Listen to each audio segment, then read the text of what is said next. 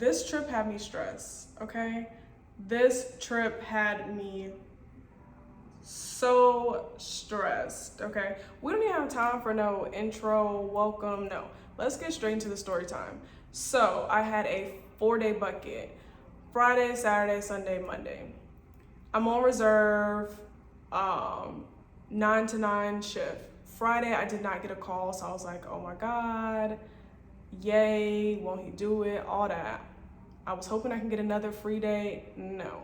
They put a trip on my schedule for a 3-day, so for Saturday, Sunday, and Monday. Quick glance, I see 2 legs on the first day, 3 legs on the second day, and 1 leg on the first day with an hour of ready reserve, which is sitting at the airport. So of course, just glancing at that, I'm like, oh, this is a nice, easy 3-day, stress-free, you know, real kosher. And it's a late report, early release. I'm like, okay, great, whatever. Didn't even look at the details of the trip. I was just like, okay, whatever. Saturday comes, I get ready, I go to work, and then I decide to look at the schedule. So I see that the first flight is a deadhead into Houston. And then from Houston, I go to somewhere in Tennessee, I forgot. At that moment, I realized that this is an out-of-base reserve trip. So out-of-base reserve trip means that you would be starting in a base, so in this instance, starting your trip in Houston and ending the trip in Houston, and then you will have a deadhead back to where you're based at. So it's not like my typical trips that I have in Dallas where it's just do the trip and then end in Dallas with the rest of the crew. Y'all, I get to Houston. Side note, Houston is a nice airport, okay? This is like my second time being there, but this time I had a little more time to walk around. First of all, they have a lot of food options, like too many. There is such thing as too many food options. Too many food options. I'm glad I'm not based there because I would be huge. No, you don't even get this at the mall food court. They have a lot of options, okay? And I think they give 15% off. Yes, they give 15% off, not 10% off like in Dallas. And all of their restaurants are open until like 8:00 p.m. At Dallas Airport, you can believe that everything is shutting down by 6. If anything, and the Dallas Airport is open at 7, the only thing they got to serve is water because everything else is gone. So you cannot count on food in Dallas. But in Houston, I promise you will eat well in that airport. So I get to the gate where I'm supposed to work the flight to Tennessee. And then I realized that this is a United flight, okay? And I normally work American flights because I'm based out of Dallas. But I did not know that in Houston, it's only United flights.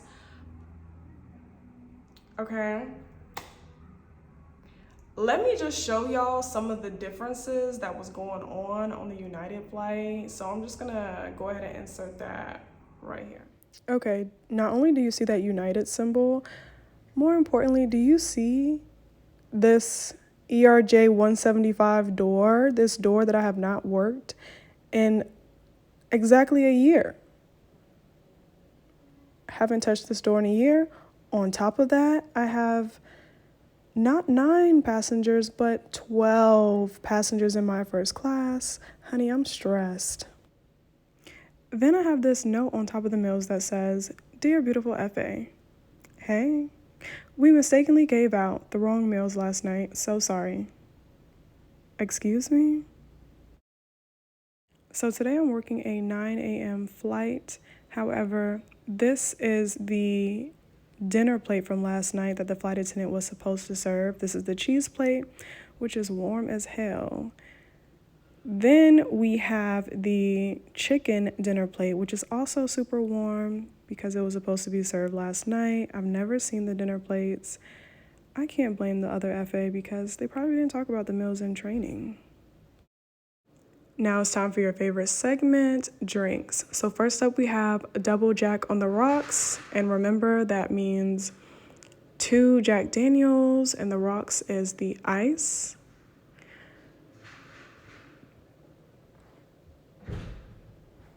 Up next we have tomato juice. Be sure not to put any ice in your tomato juice, okay? We don't like watery tomato juice. I feel like tomato juice is an acquired taste. Let me know in the comments if you like tomato juice. And drop a red heart, please. Look at these United cups, so elevated. Love it. Up next we have orange juice. Be sure not to put any ice in the orange juice. People will let you know if they want ice in their orange juice. Last but not least, I have 2 orders of bottled toilet water. Listen, Dasani is just not it, honey. I'm a water connoisseur and Dasani is very much bottom of the barrel. If you like it, girl, it's time to level up. But, you know, if nothing else is there, drink it. So as you can tell, there was a lot going on with that trip. So let's backtrack a little bit. So I get to the gate, I realize this is a United flight. And I am in uniform with an American scarf. So I'm not in uniform, okay, because I didn't realize that I needed the United scarf at the time. So now I'm looking stupid. Okay, then on top of that, you know, I get on board. Oh, the rest of my crew, they were all based out of Houston and they were actually flying in from California. So they had all been flying with each other for the past like overnight or 2 legs, whatever, and then they met up with me. My crew arrives, we get on the plane, and then I am hit with a whole different plane that I have not been on in literally a whole year, okay? So stress level went from 3 to 22. So on the ERJ 175, even though when I got out of training, that was the only plane that I was on, and you know, I should know that plane very well. I haven't been on that plane in a year, okay? I've been used to a whole nother plane. On top of that, with this plane, if you so happen to mess up a step and you pull the wrong trigger and the emergency slide just happens to pull out, you'll be fired. So that's why my stress level was like, you know, at a 10,000. And the thing is, once you, let's say, it's hard to explain, but basically once you pull that handle, there's no unpulling the handle to try to like undo it, like, oh, my bad. No, you can pull the handle and put it back. It's too late. Once you touch the handle, the slide's already going to come out. So you cannot undo that mistake once you do it. So I was like, oh my God, I need to practice first. I need a minute. Like, I was just stressed. Mind you, I also did not realize until like 10 minutes before boarding that we were gonna be on this plane because I wasn't assessing my trip sheet. So learn from my rookie mistake and always take a good hearty look at your trip sheet, okay? I know myself and I know that I'm a visual learner. So I went and looked at my CVTs and like the visual modules of how to open up the door just so I can get a refresher, and I watched them videos like probably 5 times before boarding, right? And I even told my crew, hey, I have not been on this plane in a year, in a literal year, so please bear with me. If I'm moving very slow, it's because I do not want to open up this slide because I can't afford to lose my job, not right now. I just got 1,000 subscribers on YouTube. Not yet, honey, not yet. I still gotta work. All of my crew, they were really, really cool. And they were very like patient with me, and they were like, okay, cool, no worries, we're good. I literally cannot be on a brand new plane and have a rude flight attendant, we gotta pick a struggle. I cannot do both. Like that would have been too stressful. So long story short, when it came to the doors, no problems. I took my time. I still got the job, y'all, okay? The slide did not come out, thank you, Jesus. Honestly, now that I look back, I don't even know why I was stressing that much, but just, I'm gonna have anxiety over little stuff like that. That's just me. But what I will say is that as long as you follow the rules, you know, you move slowly, step by step, move as slow as you need to go. Step by step and follow the instructions, then you'll be good. So, you know, I really think that the other people who did get fired because they let that slide go out is because they let their anxiety get to them and they were rushing. So I'm like, don't let anybody rush you. Don't let your crew rush you. Don't let passengers rush you. No, take your time, because you open up that slide, that's your last day on the job. So take your time, okay? Aside from the doors, there were a couple other things that I just forgot all about when it came to being on the ERJ 75. One, there's a bathroom up front and in the back. Okay, I'm so used to being on the 700 and there's only one restroom and it's in the back and it's cramped and it's tight. And I was like, wow, I have my own space. There is a curtain. Oh, I was the forward. Thank God I was the forward, because one, there was a curtain. So I pulled that curtain and, you know, I was like, yeah, I could do all of that with the curtain there instead of the passengers possibly seeing me. Having that curtain was life, because when I tell you, my anxiety was going crazy because I just was not used to all those gadgets indoors and trying to find all these different things on the plane.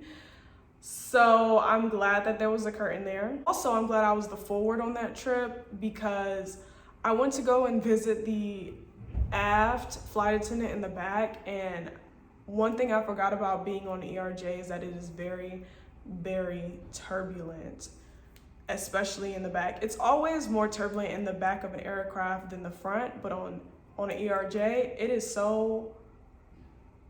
so bumpy.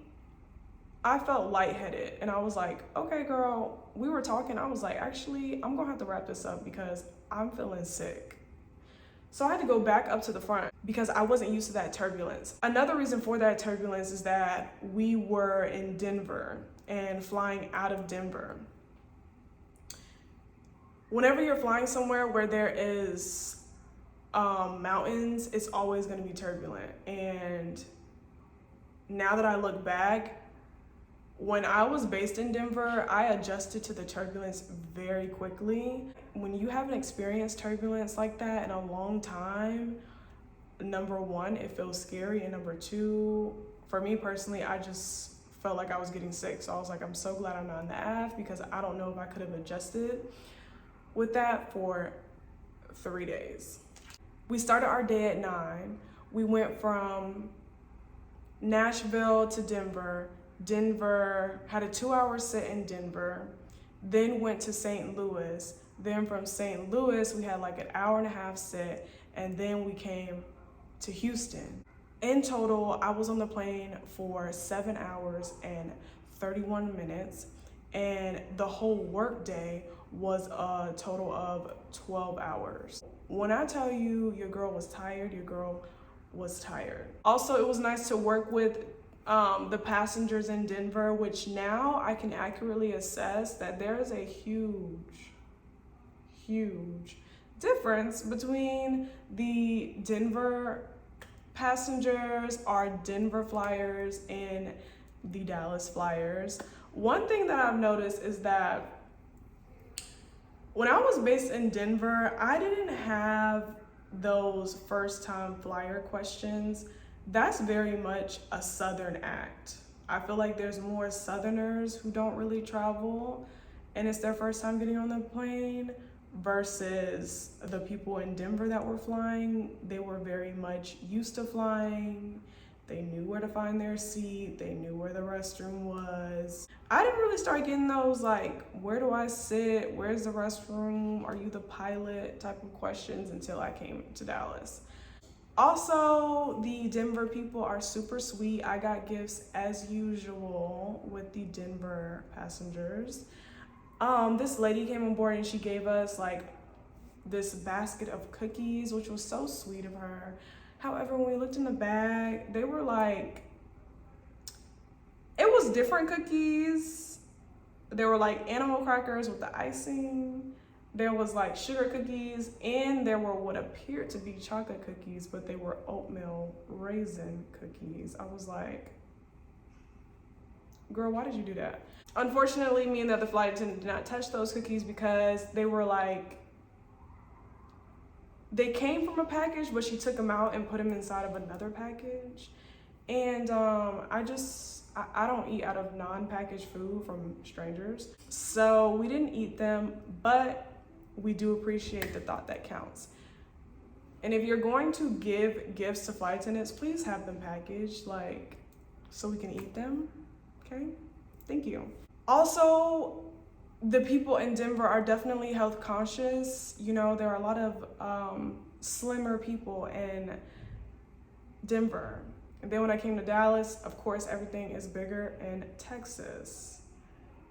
So yeah, there were plenty more Santa Clauses in Texas than there are in Denver. Actually, because I was the first class of virtual training, they never explained how a seatbelt extension actually works. So it wasn't until I actually went to Dallas, got based there, and there was a passenger who needed one, who also did not know how to use it. And I was like, oh, I've actually never used this either. So like, I guess we're gonna try together because I didn't learn how to hook this up in training. But it wasn't hard. It was, you know, super easy to connect. Learn something new every day because you don't learn everything in training, okay? Also, what I wanted to mention really quickly is that with Denver flying, I remember flying for long hours at a time. Like it would be an hour and 30 minutes to 2 hours and 30-minute flights. Versus in Dallas, the flights are very much 40-minute to an hour and 30-minute flights. So, you know, if you like flying longer, then you may want to go to a base where there's like longer flying, like the one in Denver. But Dallas, you're gonna do a lot of short turns. So after we had our last leg of the day, this was day 2 for me, but for the rest of my crew, since they lived in Houston, they were done after we got to Houston. I was the only one who was gonna be going to a hotel, stay at a hotel, and then the next day have a deadhead back to Dallas and then sit on ready reserve for 1 hour in Dallas. So, you know, I was just thinking, okay, do I want to either just stay up and try to catch the 9:50 flight from Houston to Dallas and go home? Or do I really want to go to the hotel and sleep for 7 hours, have to get up and catch a 9 a.m. flight? Long story short, they ended up having like 20 seats available. So got on that 9:50 flight, went back to Dallas, okay? Super, super tired. I was exhausted. The next day, mind you, I was supposed to land in Dallas and then be at the airport on ready reserve from 11 to 12. So I wake up Monday, still exhausted from the 12-hour day that I had previously. And I checked my schedule on crew support, you know, just to make sure they didn't put a trip on my schedule. Y'all, they removed my ready reserve and put 2 legs. 2 legs. I'm like, y'all, I'm tired. Why would you give me 2 legs? I think it was a Mobile, Alabama turn So like an hour and 30-minute flight both ways. So I'm just like, bruh, I'm exhausted. So that was a long, the longest 3 day of my life, okay? Please learn from my rookie mistakes and actually pay attention to your trip, okay? Notice if you have to go to a different base, notice if you see different letters, if you see different aircraft, and you know, study beforehand, glance at the procedures beforehand so you're not super stressed. Normally when I am on Ready Reserve for like an hour or 2 hours, honestly when I'm on Ready Reserve altogether, I've never been called in Dallas. But today I can say never. They actually put a trip on my schedule when I only had 1 hour of Ready Reserve. With that being said, when I'm on reserve, that means I will be called to go anywhere and everywhere. If that means Houston, Denver, Atlanta, LA, if they need me, they're gonna put me on a flight to work out there and fly me back. So that is the new reality of the flight attendant life. Hope you guys enjoyed this story time because it was crazy, it was hectic, but I got through it. I lived to see another day, still got my job. I hope you guys enjoyed the video. Make sure you like and subscribe, and I will see you in the next video.